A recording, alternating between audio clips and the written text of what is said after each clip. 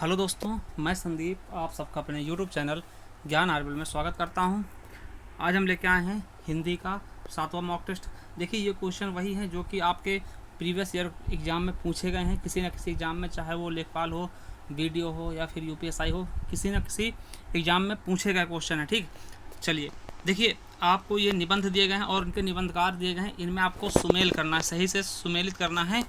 तो वो चीज़ आपको बताना है कि कौन सा निबंध के रचनाकार कौन है या निबंधकार कौन है। देखिए, पहला है पगडंडियों का जमाना। तो पगडंडियों का जमाना ये किसने लिखा है? ठीक, ये किसका निबंध है? तो हम बता दें, ये ए वाला हो जाएगा आपका डी के साथ, कुबेर नाथ राय। ठीक, अगला है रसात्मक बोध के विविध रूप। ये किसने लिखा है? तो ये लिखा है आचार्य रामचंद्र शुक्ल जी ने। ठीक, उसके बाद है मेरे राम का मुकुट भीग रहा है। तो मेरे राम का मुकुट भीग रहा है, ये किसने लिखा है? तो ये लिखा है विद्या निवास मिश्र ने। ठीक, और चौथे हो जाएगा विवाह योग का गुलाब राय। तो हम देखते हैं, जहाँ पर भी ए का 4 मिलता है, बी का 1 मिलता है और सी का 3 मिलता है, तो हमारा डी ऑप्शन बिल्कुल सही हो जाएगा। ठीक, चलिए अगला क्वेश्चन देखिए। अगर आप नए हो तो चैनल सब्सक्राइब कर ले और बेल आइकन जरूर प्रेस करें। ठीक है, अगला है रस सूत्र के जनक कौन है? देखिए, रस सूत्र के जनक कौन है? तो भरत मुनि जी हैं। इनकी जो रचना है नाट्य शास्त्र, याद रखेंगे, पूछे था कभी कभार कि भरत मुनि की रचना कौन सी है? तो नाट्य शास्त्र। तो नाट्य शास्त्र में आपको भरत मुनि ने सबसे पहले रस का उल्लेख किया था। ठीक, नाट्य शास्त्र, तो याद रखेंगे। ठीक है, नाट्य शास्त्र में क्या हुआ था? रस का सर्वप्रथम उल्लेख किया गया था। ठीक, अगला है साधारणीकरण और व्यक्ति वैचित्यवाद निबंध के लेखक कौन है? तो कौन है इसका सही ऑप्शन क्या हो जाएगा? तो इसको सही ऑप्शन क्या हो जाएगा? डॉक्टर नागेंद्र जी। कौन है? डॉक्टर नागेंद्र। ठीक, चलिए अगला है छायावाद को प्रतिबिंबवाद किसने कहा? छायावाद को जो प्रतिबिंबवाद किसने कहा है? तो इसका सही ऑप्शन क्या हो जाएगा? नंद दुलारे वाजपेयी या रामचंद्र शुक्ल या राम विलास शर्मा या फिर हजारी प्रसाद द्विवेदी। तो किसने कहा है? राम विलास शर्मा ने। ठीक, राम विलास शर्मा, इन्होंने कहा था छायावाद को प्रतिबिंबवाद। ठीक, चलिए अगला है अगला है क्वेश्चन 44 नंबर देखते हैं। स्वर्ग बनाया है जो मैंने उसे ना विकल बनाओ, अरि अप्सरे उस अतीत के नूतन गान सुनाओ।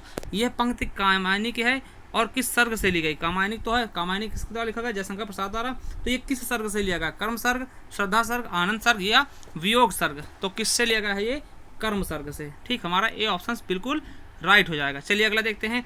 आचार्य रामचंद्र शुक्ल का हिंदी साहित्य में किस विधा में प्रवेश किया? तो किस विधा में? देखिए, ये एक आलोचक थे, बहुत बड़े आलोचक थे, तो इन्होंने आलोचना में प्रवेश किया। कविता, उपन्यास, कहानी, ये गलत हो जाएगा। हमारा सही ऑप्शन, सटीक ऑप्शन क्या हो जाएगा? ए नंबर, आलोचना। ठीक, चलिए अगला देखते हैं। निम्नलिखित में से किस मुसलमान कवि की रचना प्रेम चिंगारी है? वेरी इंपॉर्टेंट क्वेश्चन है। और देखिए, ये सारे क्वेश्चन किसी न किसी एग्जाम में पूछे गए हैं। ठीक, आप प्रीवियस ईयर का पेपर सेट उठाएंगे आप या फिर हिंदी का कोई प्रैक्टिस सेट सॉल्व करेंगे तो आपको क्वेश्चन जरूर देखने को मिल जाएगा। ठीक, तो चिंगारी, जो प्रेम चिंगारी है, किसकी रचना है? तो हम बता दें आपको, शेख नबी की। ठीक, वही बात कर लेते हैं अगर जायसी की, तो मलिक मोहम्मद जायसी सबको जानता, पद्मावती, अखरावट, है ना, आखिरी कलाम, ये सब इनकी रचना है। अगर बात करते हैं नूर मोहम्मद की, ठीक, अगर बात करते हैं नूर मोहम्मद की, तो इनकी जो प्रसिद्ध रचना है क्या है? इंद्रावती। क्या है? इंद्रावती, याद रखेंगे, इंद्रावती। ठीक, इसके अलावा अगर हम देखते हैं नजफ अली, ठीक, सॉरी, ठीक है, तो ये चीज़ आप लोग समझना, ये जो थोड़ा सा हमने इसमें गलत बता दिया कि शेख नबी नहीं होगा, ये होगा नजफ अली जी का। ठीक, तो नजफ अली जी की क्या है? प्रेम चिंगारी है। शेख नबी जी का क्या है? ज्ञान दीप। ठीक, इनकी रचना जो है ज्ञान दीप है। ठीक, तो याद रखेंगे, इनकी रचना जो है वो ज्ञान दीप है। ठीक, इसके लिए हम सॉरी चाहते हैं, है ना, थोड़ा सा मिस्टेक होगा। तो देखिए, ये जो प्रेम चिंगारी रचना वो नजफ अली जी की है और शेख नबी की क्या है? ज्ञानदीप। ठीक, और बाकी हमने नूर मोहम्मद के बारे में बताया, इनकी क्या है?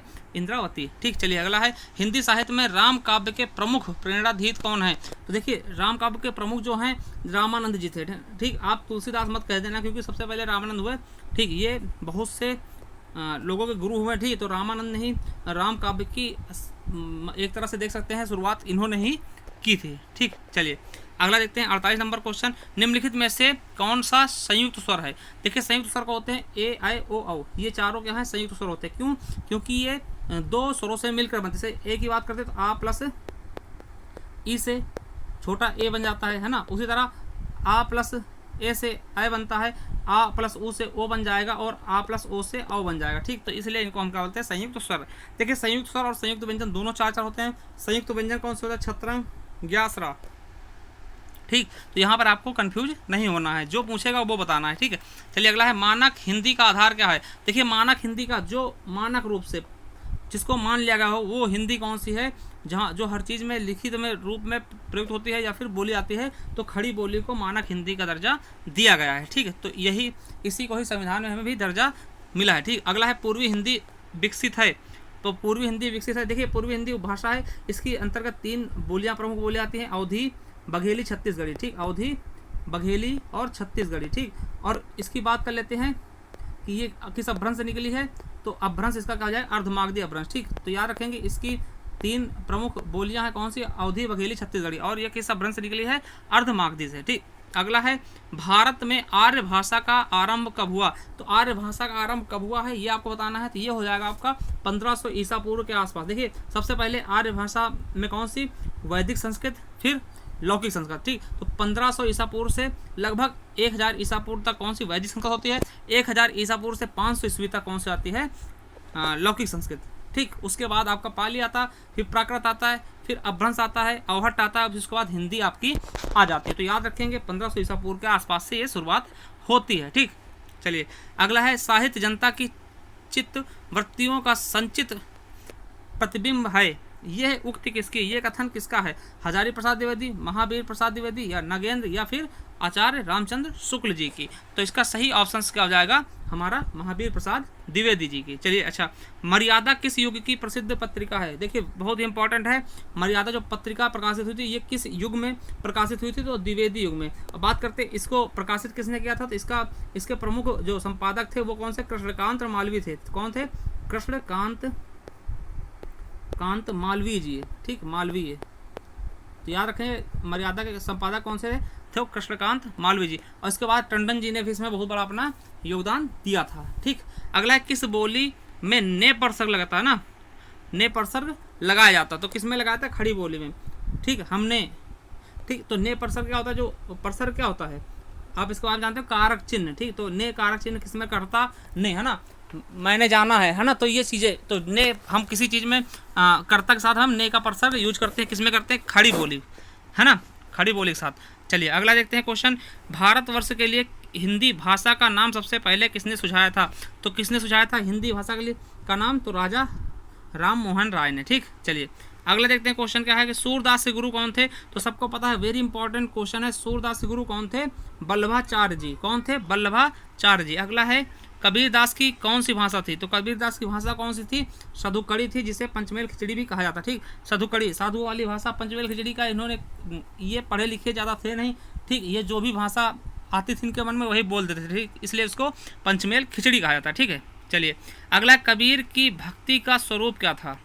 कबीर की भक्ति का स्वरूप क्या था, तो किस स्वरूप के थे, तो आपको पता होगा ये निर्गुण थे, ठीक, निर्गुण थे, ठीक। ये किसी के उपासक नहीं थे, इन्होंने निर्गुण तरीके से अपना भक्ति का प्रचार प्रसार किया था, ठीक। चलिए अगला है, हिंदी संविधान में हिंदी भाषा को मान्यता कब प्रदान की गई। तो हम इसको कई बार बता चुके, क्योंकि ये क्वेश्चन कई बार पूछा भी जा चुका, ठीक। तो कब की गई, तो 14 सितंबर 1949 को। कब की गई, 14 सितंबर 1949। इसीलिए 14 सितंबर को हम हमेशा क्या मनाते हैं, हिंदी दिवस, ठीक। और याद करेंगे 10 जनवरी को विश्व हिंदी दिवस मनाते हैं, ठीक। 10 जनवरी को विश्व हिंदी दिवस और 14 सितंबर को हिंदी दिवस। चलिए अगला है, कन्नड़ का संबंध किस भाषा परिवार से। देखिए भाषा परिवार के बारे में हमने एक वीडियो बनाई है बहुत अच्छी से, आप वहाँ पर जाकर प्लेलिस्ट हमारा मिल जाएगा, संपूर्ण हिंदी 2020 के नाम से। वहाँ पर हमने पूरा एक तरीके से हिंदी कवर करने की कोशिश की है, तो आप उस प्लेलिस्ट को जा करके देख सकते हैं। वहाँ पर हमने सबसे पहले बोली पढ़ाई है, उसके बाद वर्णमाला, शब्द, इस तरह से हमने शुरुआत की है, तो वहाँ पर जा करके आप देख सकते हैं। चलिए, तो कन्नड़ किस भाषा संबंध की है, किस भाषा परिवार की है, तो ये हमें बताना है। तो कन्नड़ किसकी हो जाएगी, आपकी द्रविड़ भाषा परिवार के, ठीक। चलिए अगला है, खड़ी बोली किस अपभ्रंश से विकसित हुई है। खड़ी बोली, देखिए ये किसकी, पश्चिमी हिंदी की बोली है, ठीक। पश्चिमी हिंदी उपभाषा के अंतर्गत आती है। तो पश्चिमी हिंदी उपभाषा किसके द्वारा निकली है, तो किसके, सौरसेनी से। तो हमारा बी ऑप्शन बिल्कुल सही हो जाएगा, ठीक। अब अर्धमगधी से क्या निकली है, तो पूर्वी हिंदी, ठीक, पूर्वी हिंदी। याद रखेंगे पूर्वी हिंदी में कौन कौन से आते हैं, अवधी, बघेली, छत्तीसगढ़ी, ठीक। ये चीज़ याद रखेंगे, ठीक। चलिएगा अगला है द्विवेदी युगीन रचना, जय भारत के रचनाकार। देखिए बहुत ही इंपॉर्टेंट है जय भारत। जय भारत किसकी है? तो मैथिली शरण गुप्त जी की। द्विवेदी युग के ये कवि थे, ठीक है, द्विवेदी युग के कवि थे। ये भी क्वेश्चन पूछा जाएगा मैथिली शरण गुप्त किस युग के थे? तो द्विवेदी युग के थे। इन्होंने उसी युग में क्या लिखा था? जय भारत, ठीक। तो वेरी इंपॉर्टेंट रचना है, रचना पूछ ली जाती है, ठीक है। चलिए अगला है कबीर ने समाज सुधार के अंतर्गत किसका उपदेश नहीं दिया? जो कबीर जी थे निर्गुण शाखा के, ठीक। उन्होंने क्या उपदेश नहीं दिया था? पहला, मूर्ति पूजा का विरोध किया था, बिल्कुल किया था। जाति प्रथा का खंडन, जी बिल्कुल किया था। और हिंदू मुस्लिम पाखंड खंडन, ये भी किया था। मगर ये स्त्री पुरुष की समानता के बारे में कुछ नहीं कहा था।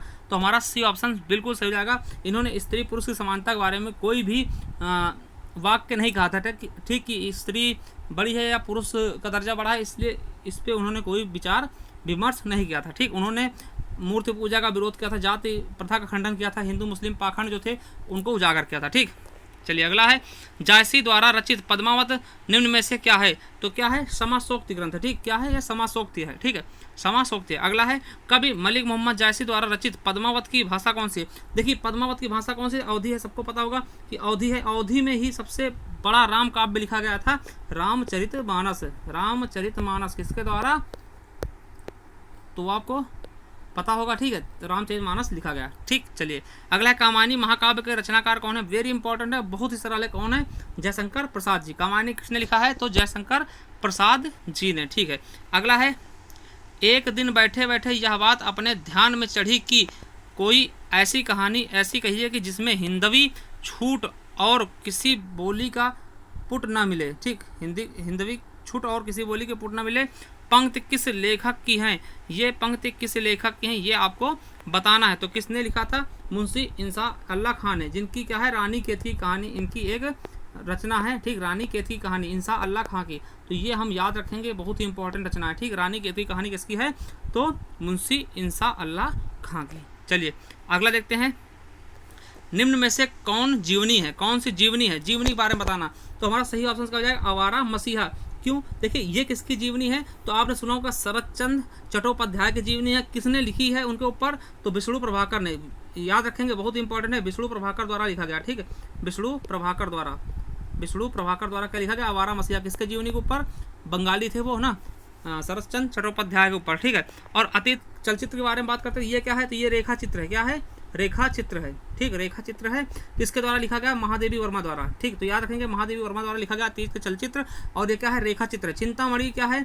तो चिंतामणि बता दें, ये निबंध है, ठीक है, निबंध है, ठीक। और किसके द्वारा लिखा गया? तो रामचंद्र शुक्ल द्वारा, आचार्य रामचंद्र शुक्ल द्वारा। तो याद रखेंगे आचार्य रामचंद्र शुक्ल द्वारा चिंतामणि लिखा गया, ठीक। अब बात करते हैं नीर का निर्माण फिर। तो ये किसको के द्वारा लिखा गया है? तो ये अज्ञेय द्वारा लिखा गया है। किसके द्वारा? अज्ञेय द्वारा। और ये क्या है? आत्मकथा है, ठीक। इसी के लिए इन्हें क्या मिला था? सरस्वती सम्मान। पहला सरस्वती सम्मान इनके 4 जो आत्मकथा थी उनके लिए दिया गया था, ठीक। तो उसमें नीर का निर्माण फिर ये भी एक उनमें से था, ठीक। चलिए तो अज्ञेय जी की है, चलिए सॉरी हाँ अज्ञेय जी की है, ठीक। आगे चलते हैं। नीर का निर्माण फिर सॉरी थोड़ा सा दिक्कत हो गई, मतलब कि नीर का निर्माण फिर ये जो है आपकी, ये आपके बच्चन साहब की, ठीक। बच्चन साहब की है, ना कि अज्ञेय की, ठीक। बच्चन साहब की है। इसी के लिए इन्हें क्या दिया गया था? सरस्वती सम्मान पहला दिया गया था, ठीक। तो याद रखेंगे, थोड़ा सा मिस्टेक हो गई, ठीक। चलिए अगले लेते हैं, कौन सा शब्द तुर्की भाषा का नहीं है? कौन सा शब्द तुर्की भाषा का नहीं है? तो कौन सा नहीं है? पैगंबर तुर्की भाषा का शब्द नहीं है, ठीक। चलिए रत्नावली दोहा संग्रह किसके द्वारा लिखा गया? तो रत्नावली दोहा संग्रह किसके द्वारा लिखा गया? तो रत्नावली द्वारा ही लिखा गया था। अगला है ठेठ हिंदी का ठाठ किसकी रचना है? वेरी इंपॉर्टेंट, ये क्वेश्चन भी कई बार पूछा जा चुका है। देखिए क्वेश्चन सारे पूछे जा चुके हैं, मगर ये क्वेश्चन कुछ ज़्यादा ही इंपॉर्टेंट है। किसके द्वारा लिखा गया? अयोध्या सिंह उपाध्याय हरिवंश द्वारा, ठीक।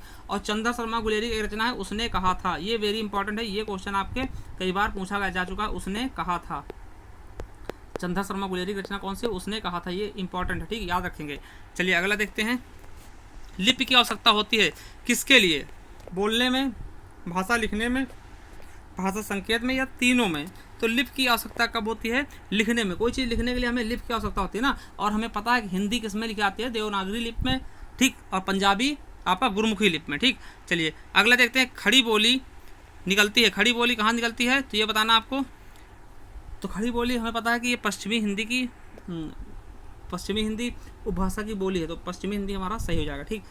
बात समझ में आ रहा है। देखिए पश्चिमी हिंदी में खड़ी बोली आती है, ठीक। खड़ी बोली को मानक हिंदी का रूप दिया गया है, ठीक। अगला देखिए 74 नंबर क्वेश्चन और आज का लास्ट क्वेश्चन, ठीक है। तो 74 नंबर क्वेश्चन का हिंदी भाषा की कुल वर्ण लिपियाँ कितनी हैं, तो हमें पता है कितनी है, टोटल 52 है हिंदी वर्ण। देखिए क्वेश्चन किसी तरह से भी घुमा कर पूछे, आपको एकदम डटे रहना है। तो कितने हो जाएंगे 52, ठीक। अब अगर स्वर पूछता तो कितने हो जाएंगे 11, व्यंजन पूछता तो कितने हो जाएंगे 33, ठीक। संयुक्त स्वर कितने हो जाएंगे 4, और संयुक्त व्यंजन भी 4 होते हैं, ठीक। द्विगुण कितने होते हैं या उत्क्षिप्त व्यंजन कितने होते हैं, 2 हो जाएंगे, ठीक। अड़ा और अड़ा, ठीक। चलिए ये थे आपके क्वेश्चंस।